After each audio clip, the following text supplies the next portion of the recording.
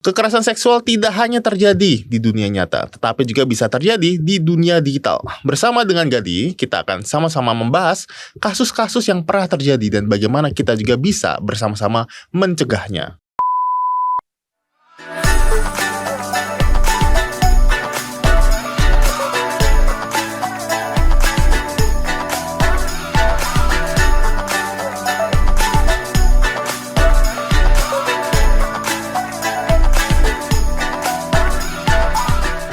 Oke, halo semuanya. Kembali lagi bersama saya Regelio dan co-host saya Jocelyn. Ya, Jocelyn. Jadi kita hari ini akan mau bahas kekerasan seksual gitu ya di dunia digital. Tapi ini ada istilah khususnya, yaitu kekerasan berbasis gender online. Bersama dengan Gadi di sini kita bersama dengan Kak Pepi. Halo Kak Pepi, apa kabar? Pagi. Ya. Yes. Jadi pas banget Jocelyn juga ini salah satu generasi yang survive di zaman COVID ya. Betul. Karena sebenarnya juga ada data yang nunjukin zaman COVID itu ada juga peningkatan kekerasan seksual di media sosial seperti itu. Kita mulai dari definisinya dulu ya, Kak. Jadi definisi KBGO ini atau kekerasan berbasis gender online ini apa sih, Kak? Oke. Kekerasan berbasis gender online itu adalah segala bentuk kekerasan yang dilakukan melalui teknologi digital yang menyerang seseorang karena gender atau seksualitas mereka. Oke, sebagai contoh maybe ya. Contohnya tuh kayak misalnya penyebaran foto pribadi, lalu kemudian kayak doxing, buka data-data orang gitu disebarin gitu ya. Ya semacam kayak gitu. Terus impersonisasi akun. Jadi akunnya itu seolah-olah menunjukkan ini padahal bukan. Kayak misalnya ada pernah kejadian tuh anak umur 15 tahun dia pikirnya ini dia lagi kontakan sama umur 17, 16, 17 tapi ternyata tuh fotonya sih foto anak muda ya, tapi waktu ketemu langsung tuh ternyata ya itu yang kejadiannya adalah ternyata orang umur 30-an lebih lah, sudah hampir 40 something. Pikir sama umur. Iya, sama umur tapi ternyata enggak. Ternyata ini pedo. Waduh, itu dia. Iya. Batuk banget. Kalau ketemu ternyata udah umur. Oke, itu doxing itu membocorkan dari pribadi ya. Dan foto-foto pribadi itu juga nggak harus ini ya, nggak harus kayak foto-foto yang kayak terbuka seksual gitu nggak ya, kayak foto pribadi aja gitu udah termasuk kekerasan gitu ya. Termasuk seperti itu. Iya. Karena kan memang bisa dimanfaatkan kayak dulu ya pas zaman pandemi pernah ada anak-anak itu saya memang buka ada akun khusus yang memang terhubung sama generasi gitu. Lalu kemudian dia kontak saya terus bilang, "Kak, ini loh Kak, fotoku itu bukan foto yang terbuka ya.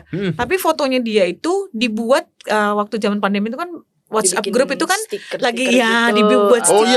Dan kemudian mukanya tuh lagi gini katanya terus dikasih kata-kata apa dia sangat terganggu dan kemudian dia bilang, "Kak, ini gimana Kak? Foto saya kayak gini loh dikirim ke grup dan lain sebagainya." Dia bilang kayak gitu. Terus saya bilang, "Kamu udah ngomongin gak sama teman-temanmu?" Aku udah ngomongin, tapi teman-temanku bilang, "Aneh banget sih lu," gitu ya. Kayak gitu aja kok berasan kayak gimana. Tapi dia bilang itu kan kalau kata-katanya membangun it's okay ya, tapi itu kan kata-katanya tuh membuat saya tuh semakin terpuruk Kak, karena dia bilang itu kayak semacam kayak body shaming gitu loh, karena dia kulitnya hitam, udah gitu gendut, cabi gitu ya. Terus dimodelin kayak model malas-malesan kan dia amat sangat terganggu. Terus singkat ceritanya dia ngomong, terus teman-teman yang malah double ngata-ngatain dia. Terus saya bilang udah dikasih tahu sama ini enggak, sama siapa? Sama guru. Udah, tapi gurunya bilang kan nggak apa-apa yang kayak begini kan tidak. Tapi kan menyakitkan Kak. Aku bilang kasih tahu sama gurumu kalau ada undang-undang ITE. Itu bisa kena pasal. Kalau gurumu tidak mau suruh take down, semua akan kena pasal. Gimana? Dia ngomong lah ya, aku kasihin pasal-pasal ITE-nya. Terus dia oper ke WA grup gitu. Seketika itu juga gurunya bilang take down aja semuanya. Jadi kadang tuh orang cuman berpikir kan nggak disentuh, nggak diapa-apain, kenapa itu jadi kekerasan gitu loh. Ya tetap jadi kekerasan. Dan kenapa kita sebut kekerasan berbasis gender online? Gender yang paling sering dijadiin bulan-bulanan kan perempuan, anak, itulah. Apalagi yang penampakannya itu rada-rada unik ya. unik dalam bahasa yang eufemisme, tapi sebenarnya unik yang menurut orang nih gampang dibully, kita bully aja bareng-bareng gitu ya, dengan cara-cara yang seperti itu. Itu kan juga sudah termasuk kekerasan berbasis gender. Jadi bukan karena terbuka aja ya, tapi karena kamu sudah melakukan sebuah tindakan melalui media digital dan kemudian disebarin, nah itu sudah termasuk kekerasan yang membuat orang itu dia berhak marah nggak? Berhak dong, karena itu dirinya. Bagaimana kabarmu kalau kamu yang dibuat seperti itu dengan apa stiker-stiker yang kelihatannya lucu ya, tapi sebenarnya tanpa persetujuan orang itu sudah termasuk tindakan kekerasan yang membuat efek samping kepada pribadi. Iya. Tapi itu ada, maksudnya misalnya ada orang-orang yang bisa terima gitu tuh, tapi tetap terhitung kekerasan gitu ya misalnya, atau tetap harus ada perizinan gitu. Orang itu merasa oh yaudah nggak apa-apa gitu. Kalau dia bilang nggak apa-apa, itu kan sebenarnya kalau nyebarin kita gitu ya. Misalnya gini deh, aku tuh pernah jalan di Manahan gitu ya, jalan pagi atau jalan sore, kan di foto-foto tuh, memang nggak disebarin sih, tapi kan saya nggak suka.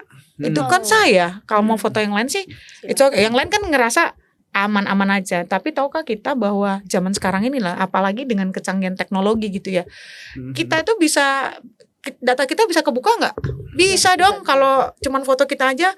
Dengan kecanggihan tertentu data-data kita bisa keluar nggak? Bisa banget gitu loh. Jadi kalau ada orang yang bilang cuman kayak gitu aja, it's okay lah. Kita mana pernah tahu bahwa diri kita yang dipakai orang lain, misalnya dipakai data untuk pinjol, judol dan lain sebagainya, kan kita nggak pernah tahu ya. Nah itu makanya itu ada kaitan kalau namanya sudah berbasis gender dan itu online it means kan itu menggunakan teknologi yang sudah tidak lagi manual seperti biasanya ya. Bukan artinya tanpa sentuhan pun itu bisa disebut kekerasan, nggak bisa. Kalau itu sudah melanggar privasi seseorang, apalagi tentang dirinya yang kemudian diekspos. Makanya sekarang harus hati-hati kalau misalnya kita foto terus ada orang lain terus kita masukin gini, dilala dikenal gitu ya apa segala macam. Kalau dia mau balas ini tuh ya bisa aja. Kalau dia misalnya aku nggak suka dimasukin ke media sosial gitu ya, kita pun harus mulai aware gitu loh, nggak boleh sembarangan foto terus habis itu saya masukin ke media sosial. Mungkin orang itu nggak terima loh.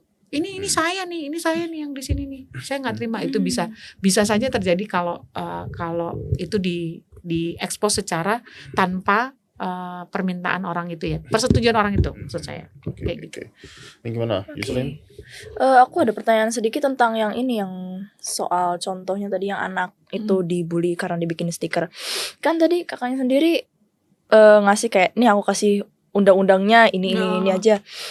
Nah kadang kan kalau misalkan udah dikasih undang-undang, orang pun kalau misalkan dikasih undang-undang perkara, sebenarnya nggak perkara juga sih, tapi tentang stiker ini jadi keburu males gitu loh. Jadi kan orang-orang responnya kayak apa sih cuman begini doang, sampai harus bawa-bawa hukum kenapa gitu kan. Jadinya anaknya tuh keburu males, jadi merasa kayak udahlah capek gitu kan, jadi terpuruk gitu. Itu gimana gitu?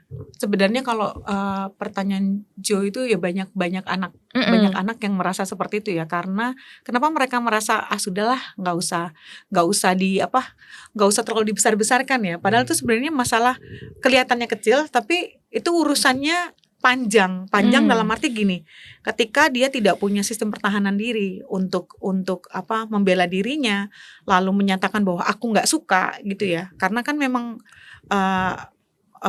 kebanyakan orang tuh ngerasa ya itu tadi, orang lemah itu nggak usah berjuang lagi lah, nggak usah bersuara lah ya, sudah terima aja supaya kamu nggak terlalu merasa tertekan tuh, mendingan kamu diem aja dan nggak ngapa-ngapain. Tapi kalau dia punya lingkungan yang sadar akan diberitahukan seperti ini, dia juga akan muncul, oh iya ya, berarti ini sesuatu yang akan menolong saya lebih bisa menghargai diri, supaya saya tidak di masa yang akan datang, saya nggak akan jadi orang yang mudah untuk jatuh dengan omongan orang atau membela diriku di depan banyak orang. Kan banyak yang kejadian seperti itu. Kelihatannya hal itu kecil, tapi sebenarnya ketika dia berani memperjuangkan keinginannya dia, jangan gituin aku ya, aku nggak suka karena kamu, dia otomatis punya sistem pertahanan diri yang bagus. Karena kedepannya kalau ada orang lain yang memperlakukan dia juga, dia ngerasa itu merugikan dia dia bisa bersuara nggak? Bisa aja. Tapi kebanyakan orang tidak mau karena kan pikirnya hal sederhana seperti ini ngapain dipersoalkan, malas aja. Nah kuncinya sih sebenarnya lingkungan yang sadar ya, lingkungan yang sadar kalau ini tuh sesuatu yang berdampak negatif terhadap penilaianmu terhadap dirimu. Dan juga kalau kita udah negatif dengan diri kita, otomatis orang-orang sekeliling kita akan mudah untuk melakukan tindakan yang lebih negatif lagi, yang istilahnya tidak dimaksudkan, tapi itu akan jadi sesuatu yang berulang. Seperti itu. Oke. Nah kalau di Indonesia sendiri gimana? Seberapa mungkin adakah statistik atau surveinya kekerasan ini pernah terjadi gitu? Kalau KBGO itu memang meningkatnya tuh sejak zaman pandemi karena semua orang kan mengakses media sosial dengan amat sangat mudah, termasuk anak-anak. Dan memang data yang dikumpulkan oleh Komnas Perempuan itu selain tajam, itu juga korban paling banyak adalah perempuan di usia muda. Itu saya pernah handle kasus, dia ada di daerah Sumatera, terus LDRan sama laki-laki di dunia maya, usianya mungkin waktu itu saya dikasih nama akunnya dia, lalu saya cek itu mungkin sekitar usia 37 tahunan gitu. Dan waktu itu dia bilang dia diminta untuk mengirimkan sehari itu foto dan video dengan pakai baju yang minim, dengan gaya-gaya tertentu. Setiap hari dia harus nyetorin itu. Dan saya nanya waktu itu, kamu udah berapa lama pacaran sama dia? Pernah ketemu? Gak pernah. Kita onlinean gitu ya, gak pernah ketemu. Dan itu sudah berlangsung selama 7 bulan. Until one day dia tuh bilang gini, kayaknya aku kok punya perasaan malu sekarang ya, Kak. Aku kok punya perasaan-perasaan yang membuatku tidak nyaman. Kenapa? Dia mulai sadar. Dia udah ngirimin video, dia udah ngirimin foto. It means dia kemudian baca literatur bahwa jejak digital itu bisa dibongkar dan dibaca oleh banyak orang dan bisa terekspos gitu. Nah, dia sangat amat malu waktu itu dan dia bilang, gimana caranya ya sampai akhirnya saya dipertemukan sama dia itu karena waktu itu akhirnya dia dibawa ke Jakarta. Saya juga datang ke Jakarta, kita bertemu bareng-bareng. Saya kuatin dia. Itu jadi kalau kita berhadapan dengan korban tuh kita nggak boleh ngejudging mereka ya, tapi kita perlu menggali dan berempati pada mereka. Apa yang terjadi padamu itu sebenarnya tidak kamu maksudkan.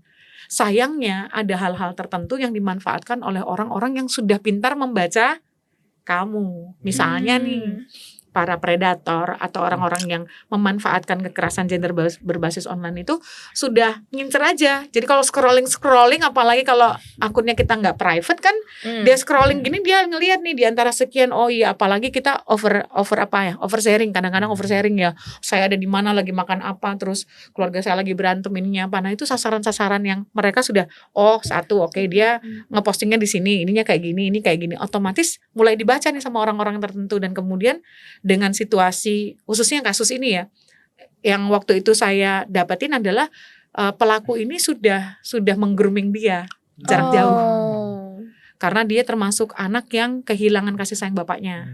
Lalu kemudian karena masa puber itu kan, masa puber masuk remaja awal itu kan situasi seorang anak itu kan mulai banyak hormon-hormon yang berproses dalam dirinya dan kadang-kadang tuh sudah tidak dikelola di logikanya lagi karena ada hal-hal yang dia butuhkan secara perasaannya dia diterima, validasi itu yang membuatnya melakukan hal itu. Tapi satu titik ketika dia sadar, logikanya mulai jelas, dia mulai bilang, aduh kok aku udah ngirimin foto-foto itu dan aku sudah kirimin video itu ya sama dia, dan itu menjadi goncangan yang luar biasa pada si korban. Dan umumnya memang yang ditarget adalah perempuan-perempuan di usia muda.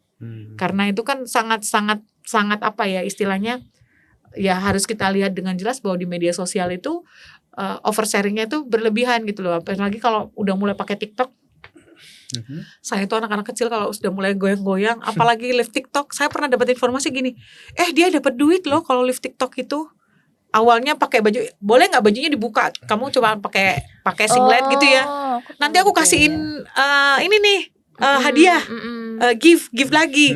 Nah waktu dia buka kayak gitu, boleh lagi nggak dibuka lagi? Aku akan ngasih kasih kamu tips lah. Aku bisa ngasih 500.000, 1 juta. namanya anak-anak yang kayak begitu kan Tergoda lah ya. Maksudnya dia mungkin dia pikirnya gini, kan aku nggak disentuh, ya kan, aku nggak diapa-apain gitu loh, karena ini kan cuman tampilan. Tapi sebenarnya justru itu kejahatan yang terselubung dan sangat melukai itu ya ada yang di situ, karena harus diakui bahwa sulit sekali untuk melacak mereka. Sulit sekali. Kejadian lagi pernah setahun atau 2 tahun yang lalu, anak laki-laki umur 17, dia terjebak juga dalam dalam kekerasan berbasis gender online ini. Jadi dia masuk ke sebuah platform, itu dan ternyata kumpulan orang-orang yang sudah bersindikat. Mereka tuh bersindikat. Saya harus bilang bersindikat karena anak laki-laki itu rupanya diteror dalam jangka waktu 2 minggu. Dia udah berhasil disedot duitnya itu sekitar 5 jutaan lebih. Kecil-kecil dulu, karena kan si pelaku ini sudah tahu bahwa anak ini nih cuman anak sekolah. Tapi di sekolah tertentu yang jumlah duitnya itu pasti cukup banyak ya. Nah akhirnya anak cowok itu waktu saya ketemu sama dia memberanikan diri karena dia udah nggak tahan, dia harus ngirim duit lagi. Karena yang setelah, jadi ceritanya gini ya, waktu dia masuk platform itu, terus dia ketemu nih ada gambar cewek tuh kok cantik banget, yang sesuai lah dengan kriteria yang ada di imajinasi dia gitu ya. Singkat cerita si cewek dia ngechat gitu, si ceweknya kirim, kita masuk di WA yuk. Nah anak laki-laki ini nggak sadar kalau WA itu sekarang punya fitur yang video itu bisa videonya bisa direkam. Dia nggak tahu kan. Nah waktu dia ngobrol-ngobrol awal-awal terus mulai menunjukkan rasa suka, mulailah si perempuan ini, ya ini mungkin bisa disensor boleh lah ya, tapi waktu dia ceritain sama saya, dia tuh ragu, tapi saya langsung nebak, apa yang kamu lakukan? Dia bilang, ya saya melakukan hubungan seks jarak jauh. Dan dia merasa bahwa waktu itu saya gak kepikiran Kak, karena saya cuma merasa bahwa dia adalah kriteria cewek yang saya suka, dia juga suka sama saya, lalu kami melakukannya di on cam. Tapi itu beneran perempuan? Iya, beneran perempuan. Tapi setelah 1 jam kemudian yang ngontak dia laki-laki. Lu. Iya. Video kamu udah kita rekam. Jadi kamu mau ngirimin duit nggak? Kamu butuh sekian. Kita butuhnya gini. Harus malam ini ya. Kamu transfer sebelum jam 10. Awalnya sih cuma 200.000, 300.000, tapi lama-lama meningkat. Jadi dia tuh nggak sadar bahwa dia dijebak. Saya bilang, kamu dijebak nih. Kenapa? Waktu dia dikirimin ke saya, voice note itu dikirimin ke saya. Saya bilang gini, nih coba dengerin. Masa dalam jangka waktu 10 menit dia udah pindah tempat, suaranya beda loh. Aku bilang gitu. Coba kamu lihat rekaman yang ini, ada kali berpuluh-puluh rekaman tuh dikirimin ke saya. Ini rekaman yang ini kamu dengerin. Oh iya ya Kak, suaranya beda-beda ya. Dari perempuan itu cuma sekali 2 kali dia ngerekam video dengan kamu, tapi yang melakukan hijack itu yang laki-laki. It means itu sindikat. Jadi hati-hati menggunakan platform itu ya. Ini kan yang kita perlu waspadai, karena ini kan masalah digitalisasi yang tidak bisa terlacak. Waktu anak laki-laki itu bilang, Kak bisa nggak ya diproses hukum? Bisa. Kalau kamu mau proses hukum, karena memang di jalur itu kita bisa melaporkan, lalu kemudian diproses hukum, otomatis IP address-nya apa segala macam itu akan bisa terlacak ya. Tapi ada satu hal yang memberatkan dia adalah, orang tuaku nggak tahu hal ini Kak. Iya. Aku minta tolong ini jangan terjadi, karena dia lumayan masuk ke sekolah yang cukup ternama ya, istilahnya kalau dilihat dipandang itu sekolahnya itu sekolah yang nggak mungkin lah, masa kamu bisa terjebak dengan hal sepele. Nah sekali lagi orang berpikirnya itu sepele, tapi kalau yang namanya online tuh udah online, ada manusia nyata di baliknya dan jahat gitu ya. Pelakunya itu dari mana dia? Itu nggak ketahuan, itu pelakunya dari mana tuh nggak ketahuan. Tapi yang 2 tahun yang lalu juga, tapi dia bukan usia anak ya, perempuan muda, usianya sudah 20 tahun, dia dari Kalimantan, terus sekolah di Jawa, lalu kemudian dia ini anak dari rantau ya, terus dia bilang gini, saya masuk ke sebuah platform dan saya lihat dicari perempuan muda usia sekian yang bisa kerja sejam sampai 2 jam, dibayar per jam itu 350.000 kayaknya. Ya. Kerjaannya tuh santai aja, cuman nemenin jalan-jalan. Tahu. Singkat cerita dong, nemenin jalan, dia kan sambil kuliah nih, nemenin jalan-jalan kan dia pikirnya oke lah. Oke, syaratnya apa? Syarat yang dikeluarkan adalah kirim foto sebadan. Iya. Lalu kemudian on cam, akan diwawancara on cam. Oke. Tapi dia nggak ngelihat orangnya loh, wawancara on camnya itu dia nggak lihat orangnya menurut dia ya. Lalu kemudian singkat cerita dikirimin foto, lalu minta yang satu kali lagi, minta video yang cuman pakai pakaian dalam aja. Loh, malah. Oke. Iya, dan dia juga ngiyain gitu loh. Cuman waktu mau ngirim itu dia gojek-gajek. Maksudnya mulai gelisah ya. Ini kirim nggak? Kirim nggak? Nah, di antara kegelisahannya dia itu, dia nekan tombol kirim. Terkirim lah. Nah, akhirnya dia ketakutan, dia pergilah. Untungnya dia punya kayak ibu yang ibu asuh gitu ya, yang kemudian dia bilang, "Bu, saya minta tolong, ini video saya terkirim." Dia mau nggak mau, dia udah merasa, waduh, ini terkirim kok kayak gimana? Dan kejadiannya sama lagi, minta duit lagi si pelaku. Kirim duit sekian, bukannya dia yang dikasih, tapi ternyata dia harus ngirimin duit. Kalau enggak, video dan foto-foto yang tadi itu akan aku sebarin. Nah, itu terlacak sih. Kalau yang itu terlacak, ternyata kalau yang itu pemainnya masih amatiran, masih yang baru coba-coba juga, itu terlacak. Dan orangnya itu sangat di luar nalar. Ternyata pelakunya itu akan menikah seminggu lagi karena Facebooknya kebaca. Jadi dia punya kode itu tuh bisa dibuka rupanya, terus dicek keberadaan ini tuh ada di mana. Dia di Lampung, pelakunya di Lampung. Si perempuan muda ini adanya di Magelang, pelakunya di Lampung, itu bisa terdeteksi. Dan tempatnya di mana? Dia adalah salah satu pengerja gereja. Seperti itu. Jadi kan ini sesuatu yang pelaku itu juga tidak menyadari bahwa dia juga sebenarnya masih pemain awal yang ya coba-coba yang seperti itu, mau melakukan sesuatu yang dia nggak tahu adalah itu berdampak buruk ya buat dirinya sendiri dan juga orang yang ada di sekitarnya dia. Nah, seperti itu. Waktu saya bilang, "Kita proses hukum mau nggak?" Terus dia bilang, "Nggak usah, Kak.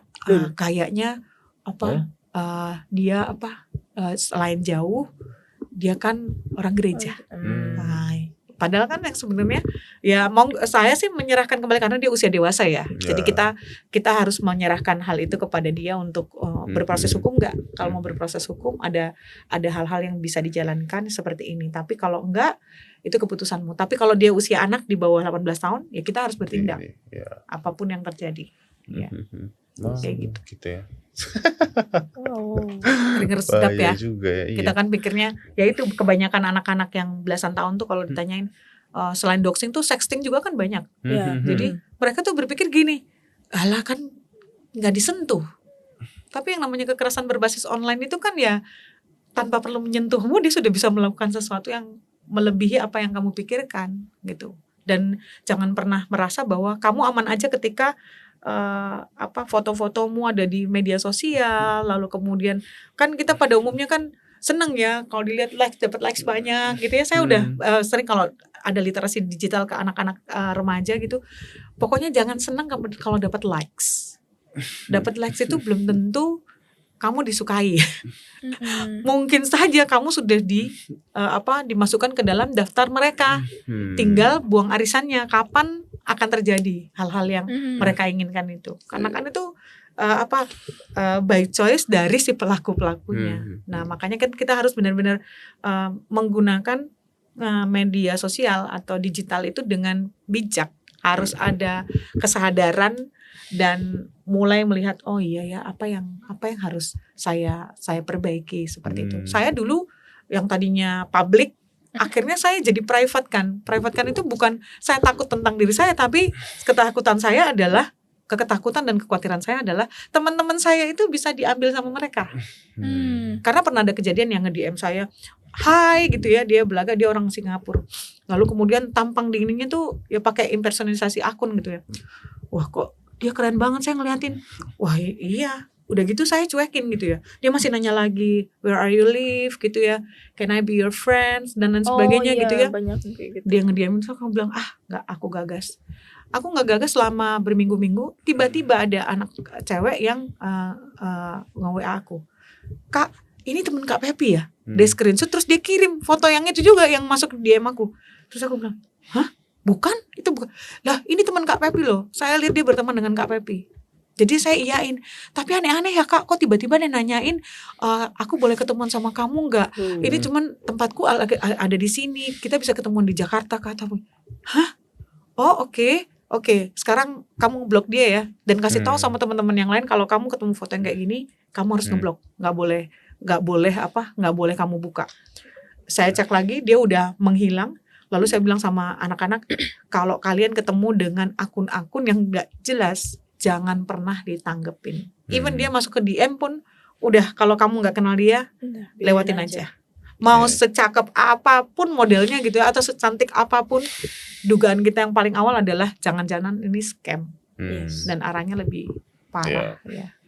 Kayak gitu. Wah, yang like saya ada banyak kok, 900-an loh. Wah, janjian saya next target. Siapa yang mau target saya? Ya tapi hati-hati juga ya, mungkin juga ya. Karena dia akan ngelihat pertemanannya si Leo nih. Pertemanan Leo ada yang mana dia bisa ngelihat. Iya, makanya kenapa saya private itu karena saya nggak mau teman-teman saya justru nanti jadi korban. Kalau saya kan bisa aware ya. Oh, yang kayak gini. Otomatis saya hapus, saya blok dan lain sebagainya. Tapi kalau yang nggak aware kan, wah seneng banget.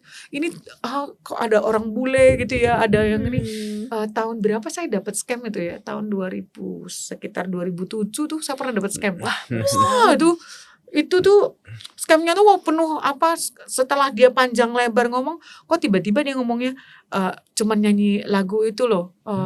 You are my sunshine gitu, tapi dia you are my sunshine, my only sunshine. Dia pikir mungkin aku orang-orang yang nggak ini ya. Terus aku bilang gini, kamu scam ya, kamu ngebodoh-bodohin perempuan ya, awas kamu kalau aku dapet kamu bisa aku bawa ke ranah hukum. Berhenti.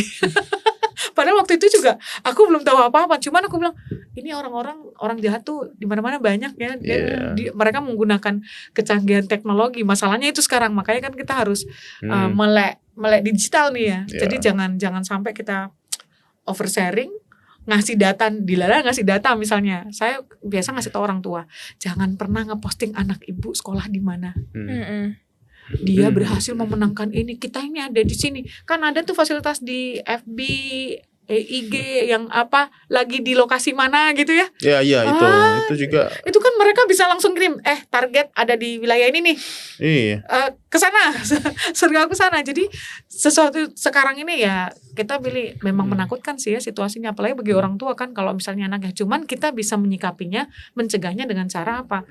Aware masalah digitalisasi. Nggak bisa lagi bilang anakku lebih pintar daripada enggak. Sekarang harus cari tahu. Kan Google juga sekarang, YouTube juga sudah mulai kasih keluar link yang keluarga ya, yang anaknya bisa dikontrol. Orang tuanya bisa milih ininya apa. Nah itu harusnya bisa diajarin ke orang-orang tua. Pilih aja link ini. Orang tua bisa tahu anaknya buka YouTube yang mana nih. Even sekarang sekelas Roblox kan juga kejahatannya meningkat. Itu banyak banget malah. Saya pikir juga darinya itu sebelum omongan-omongan mulai bermunculan, Roblox itu cuma satu aplikasi itu aja, tapi ternyata beranak pinak gitu ya. Dan itu yang itu orang-orang Gen Z itu yang harus jelasin ke orang-orang seperti angkatan-angkatan saya ke atas. Karena kan terlalu canggih. Menurut saya waktu saya buka Roblox itu, wah gila ya, ternyata semua bagian tuh ada di situ, dan tanpa kita sadari anak-anak kita itu sudah termakan sama omongannya orang-orang dewasa yang mulai masuk ke sana, dan sudah bisa dipastikan pasti ada predator di situ. Gak mungkin enggak. Gak mungkin enggak. Aduh. Wah, kamu ada cerita? Pertanyaan. Gara-gara menyebut Roblox nih. Ya kan aku sebagai Gen Z nih ya, aku dulu pernah sempat main, tapi pas masih kecil, terus kalau sekarang udah enggak. Ini kalau dulu kan Roblox ya sekedar main game aja sama temen. Kalau sekarang ini ya sebutlah 5 tahun kesini tuh ini kan dunia makin canggih tuh. Ada yang suka kayak alat yang pengubah suara. Betul. Nah di Roblox kan ada fitur on mic. Nah kan jadi suaranya kedengeran, tapi karena ada alat buat pengubah suara itu, jadi kesannya tuh kayak aku main beneran sama cewek muda, atau kayak cowok yang masih baru sekian umurnya atau masih anak kecil. Nah di situ jadi kayak, karena Kak Pepi nge-mention Roblox, jadi keinget kayak oh iya ya sekarang banyak banget gitu perkara dunia yang makin canggih, terus juga perkara game, belum lagi sama yang lagi-lagi kayak mostly perempuan kan. Kalau kayak gitu. Jadinya kayak banyak banget gitu loh kasusnya sekarang. Di Mobile Legends tuh sempet ada yang tanya gini. Jadi kelihatan kalau akun itu punya perempuan kan, ditanya, kamu udah nggak ini ya, udah nggak PW. Iya, oke. Aku bingung apa PW itu apa sih? Apa? Virginity itu kah? PW itu perawan. Oh, virgin. Dia terus ini anak ini langsung kayak ngerasa sakit hati gitu. Iya. Kok ditanyain kayak gitu loh.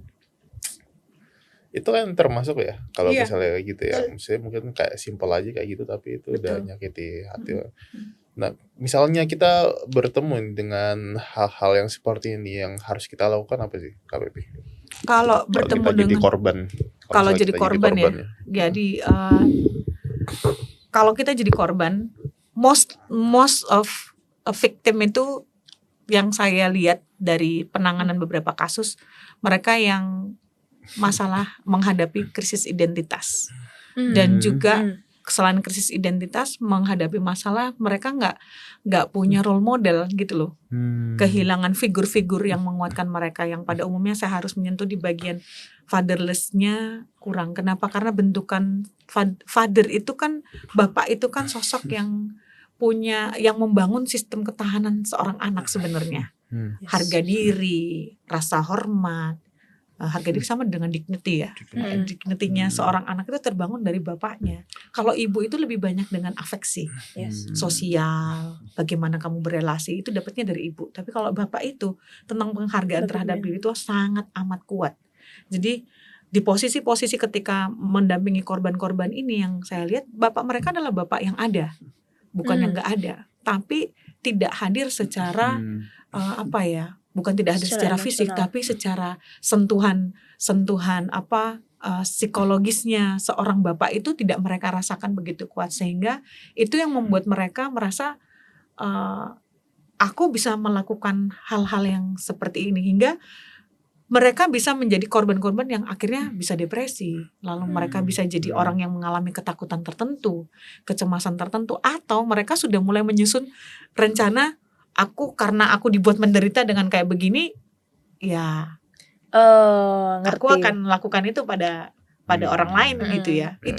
Itu jadi kayak rantai setan yang nggak bisa diputusin begitu aja. Nah ini kan yang menjadi concern kita. Jadi kalau misalnya seorang mulai jadi sadar dia jadi korban, maka yang harus dilakukan adalah secepat mungkin simpan semua buktinya. Kayak tadi anak cowok itu, untungnya dia simpan ya semua. KPP ini gini. Saya bilang waktu itu, udah matiin aja Instagrammu. Kebetulan dia cuma punya teman 100-an lah ya. Aku bilang udah itu dimatiin aja. Tapi dia masih penasaran. Kenapa? Karena dia masih kayak punya hasrat pengen memperjuangkan itu lagi gitu, yang ngecekin gini. Aku bilang trust me, kamu akan sulit untuk melacak dia sebelum kamu punya orang-orang yang bisa mendeteksi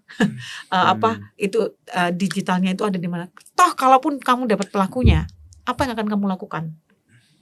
Mau langsung serta-merta menyergap mereka dan lain sebagainya? Itu sebabnya kalau nggak dilaporin secara hukum, kamu akan menambah masalah yang lebih ekstrim lagi ya, karena kan kamu nggak tahu cara ngadepinnya. Iya kalau kamu tahu posisinya orang itu, tapi kalau dia sindikat, dia sudah punya orang-orang tertentu seperti apa, makanya dia harus dilaporin. Itu otomatis akan paling tidak itu bisa memotong jalur-jalurnya sindikat ini ya. Lalu selain simpan semua bukti itu, jangan langsung dihapus. Lalu kemudian kalau itu kamu dapatkan dari platform tertentu, itu bisa dilaporkan kan? Kan bisa misalnya dapatnya dari paling banyak tuh Telegram. Itu Telegram tuh bagus banget ya.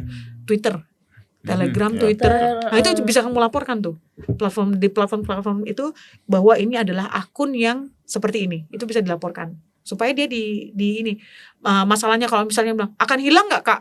Ya mungkin enggak, dia akan punya yang baru lagi, dan tapi minimal dia sudah terdeteksi, IP-nya dia udah terdeteksi gitu loh. Kalau dia cuma pakai satu ya, tapi kalau ada beberapa, nah itu walau alam lagi ya, kita nggak tahu dia mau pakainya seperti apa karena saking canggihnya teknologi. Lalu kemudian yang paling penting adalah kalau ini terjadi pada korban, kita harus segera cari pendamping, orang-orang yang bisa mensupport, yang tidak menyalahkan dulu gitu loh. Kan biasanya kan aku kejebak kayak gini, salahnya elu, salahnya kamu, makanya kamu jangan gini. Biasanya kalau korban itu kenapa biasanya mereka diem, mau nyelesain sendiri karena dia udah ngerasa bahwa orang-orang sekelilingnya itu nggak pasti mendukung. Itu sebabnya kita perlu cari orang-orang yang bisa mendukung kita gitu loh. Dalam arti paling tidak dengerin cerita kita aja gitu loh. Diceritain dulu. Kalau kita cerita dia denger, dia ceritain kita mau denger gitu kan, dia akan lebih open gitu loh. Kita akan menemukan oh iya ternyata jebakan Batman yang dipasang sama si pelaku ini dia masuknya dari sisi bagian yang ininya. Itu sebabnya mereka perlu mendapatkan orang-orang yang bisa menolong mereka untuk bisa lebih kuat ya dalam apa istilahnya mengakuilah bahwa ini kecerobohanku gitu loh. Jangan sebelum mereka mengaku kita udah bilang makanya dari dulu kan udah dibilangin, tapi kan kita nggak tahu alasan-alasan yang mereka lakukan itu karena apa, itu harus cari tahu dulu supaya penyelesaiannya, pendampingannya itu bisa tepat guna, bukan hanya sekedar berhenti main HP dan lain sebagainya, dihapus semua. Itu solusi sementara mungkin ya. Tapi yang lebih baik lagi kan adalah melakukan tindakan pendampingan supaya memahami apa yang mendorong dia melakukan hal itu gitu loh. Iya kan. Kayak gitu. Oke. Ya. Iya. Lalu itu ya Kak. Apalagi enggak ada?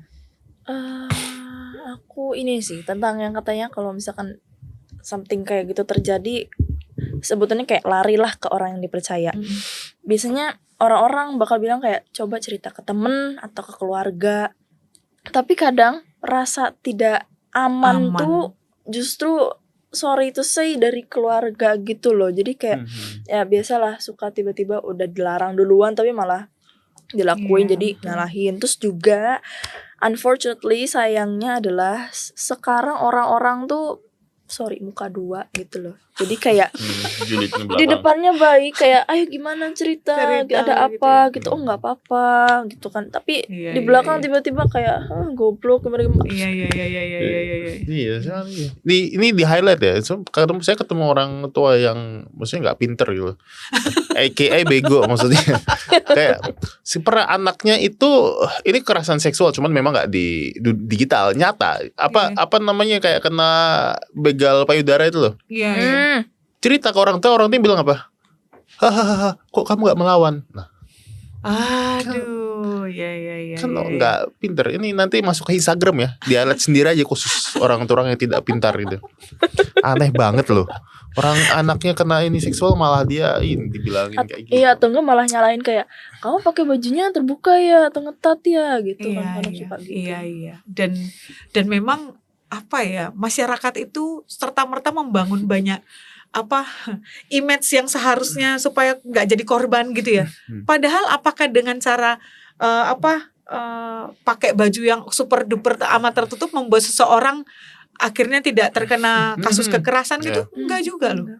Saya pernah nangani kasus-kasus di mana korbannya itu adalah anak-anak perempuan yang berhijab. Dan ya memang orang tuanya yang ngomong gini, Bu kami terpaksa terima duitnya. Maksudnya supaya anak saya bisa saya belikan HP dan dia menghibur dirinya dengan HP. Itu gak solusi Pak. Waktu saya ketemu anaknya langsung dia bilang, Bu saya takut untuk melanjutkan pendidikan di sekolah itu. Karena di sekolah itu semua anak perempuan tuh wajar digituin. Loh. Iya. Dan waktu itu saya cuma bilang, aduh saya ini bukan pemerintah ya, andai saya punya tempat sendiri udah saya tanganin aja nih anak-anak ini, terus didampingin dulu di penguatan apa segala macam. Ketemu keluarganya ya bapaknya gitu, malah si korban ini yang dibawa pergi untuk minta maaf ke keluarga pelaku loh. Jadi itu karena yang saya pahami adalah itu karena masih banyak orang yang tidak berpihak pada korban. Korban selalu dianggap menjadi memang kamu yang menawarkan diri, ya kan? Memang kamu yang sengaja, memang kamu yang kalau udah dilarang ya dengerin, makanya jangan kayak gitu. Tapi who knows, ketika dia mungkin terluka di bagian sesuatu yang dalam pertumbuhan dan perkembangannya dia ya, sehingga dia jadi anak yang butuh validasi. Yang kan harus koreksi sendiri nih, keluarga-keluarga harus mulai koreksi. Apakah kita jadi orang tua yang sportif? Apakah kita jadi orang tua yang open minded sama situasi anak-anak kita? Dengerin dulu dia nih. Kalau dia ngomong kayak gitu, misalnya saya lebih akan bertanya ketika anak itu misalnya dibegal payudara terus dia, "Mah, tadi aku dibegal payudara." Hahaha, lucu banget orang itu. Wah, saya harus datangi anak saya dan saya bilang, "Sebentar. Kamu kesini." Kalau saya mama yang sadar ya, saya akan bilang, "Kamu dibegal kayak gitu kok kamu ngerasa lucu? Itu nggak lucu loh, Nak." Kalau saya jadi orang tua ya, kan tadi yang cerita Regi kan Orang tuanya yang malah ngetawain. jangan-jangan dia dulu adalah korban yang tidak ditolong. Dan dia ngerasa sepele kok, dia korban yang tidak ditolong dan dia akhirnya ngejar si pelaku. Mungkin dia tahu pelakunya, tapi kan itu zaman yang dulu ya. Zaman yang sekarang ini cara didikan orang tua ke anak-anak lebih sangat berbeda ya. Sehingga anak-anaknya ya itu tadi nggak punya sistem pertahanan diri. Coba aja dicek.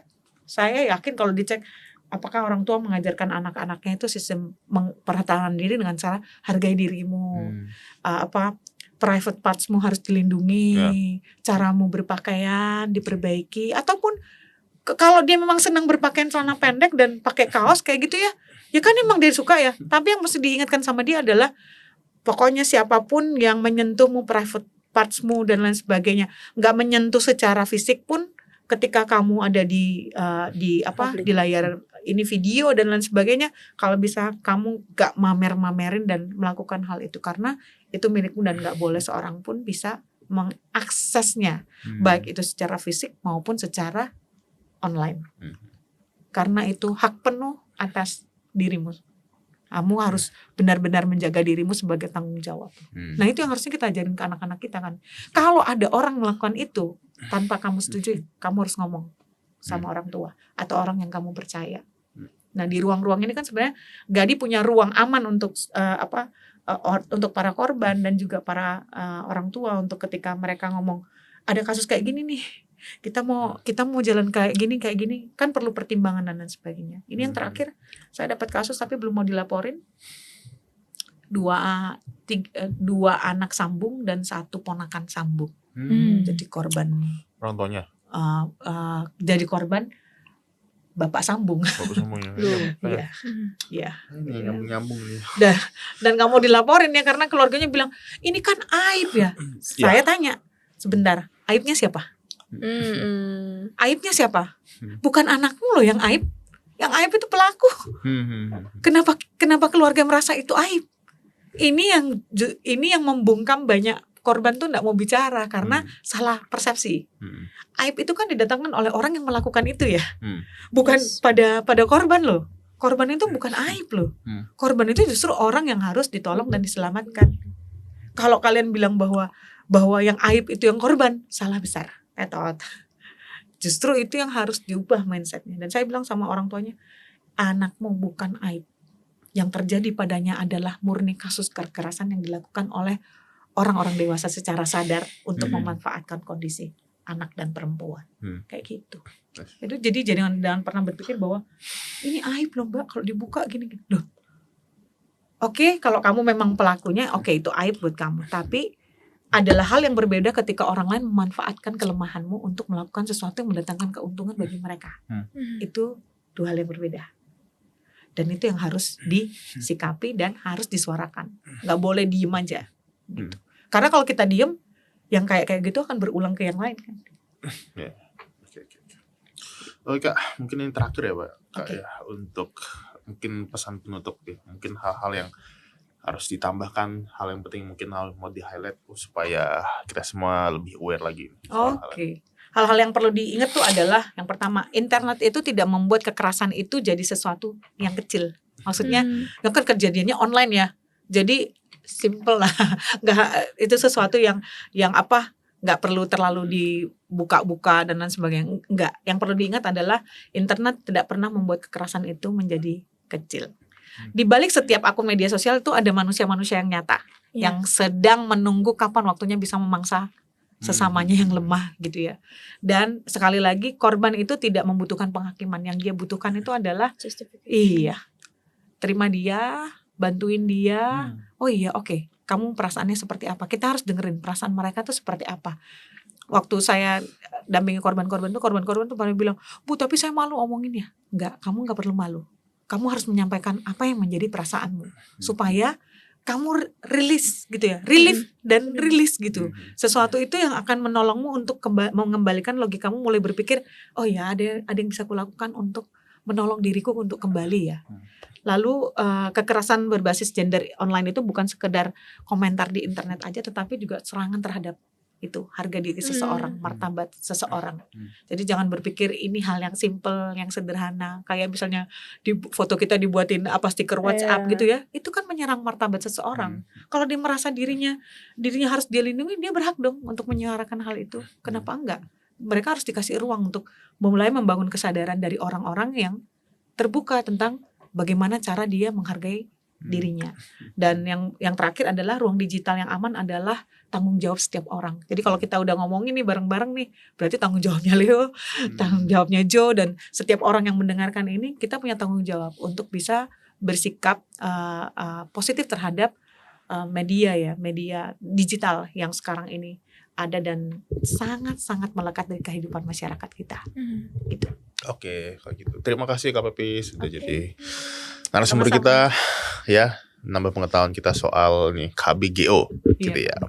Oke, kalau gitu terima kasih juga untuk semua penonton yang sudah menonton sampai selesai. Bisa cek juga channel Joy dan Digital Ministry, masih banyak juga podcast-podcast yang lainnya yang juga menginspirasi kita semua. Kalau begitu saya Regilio dan co-host saya Cuselin. Kami pamit undur diri, sampai jumpa di podcast yang selanjutnya. Bye bye.